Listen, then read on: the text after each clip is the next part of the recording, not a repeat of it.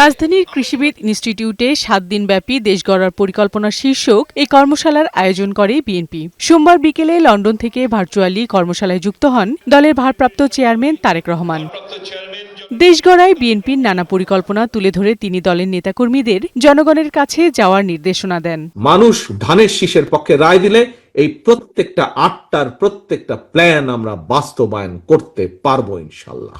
যত বেশি তোমরা এই সব কাজের ভিতরে তাদেরকে সম্পৃক্ত করতে পারবে, আমরা তত দৃঢ়ভাবে দেশ গঠনের যে পরিকল্পনা, এই পরিকল্পনা বাস্তবায়নের সুযোগ আমরা পাবো। তারেক রহমান বলেন, দেশের সব ক্ষেত্রেই একটি অস্থিরতা বিরাজ করছে। এভাবে দেশ চলতে পারে না। একমাত্র গণতান্ত্রিক ব্যবস্থাই পারে দেশকে স্বাভাবিকতায় ফিরিয়ে আনতে। গণতন্ত্রকে ব্যাহত করার নানা ষড়যন্ত্র চলছে বলেও মন্তব্য করেন তিনি। দেশ, মানুষ, রাষ্ট্রের যদি ভালো হয়, সেটি তিল তিল করেও যদি ভালো হয়, করতে পারে একমাত্র গণতান্ত্রিক ব্যবস্থা, গণতান্ত্রিক নির্বাচিত সরকার করতে পারে সেটা।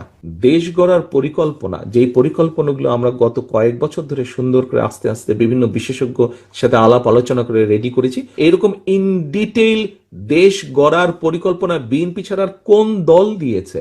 ৫ আগস্টের পরে একটি দল আবার নিজেকে ভালো প্রমাণের জন্য অন্যকে খারাপ করার চেষ্টা করছে। এই ধারণা পরিবর্তন হওয়া প্রয়োজন বলেও জানান তারেক রহমান। আমরা বহুদলীয় গণতন্ত্রে বিশ্বাস করি।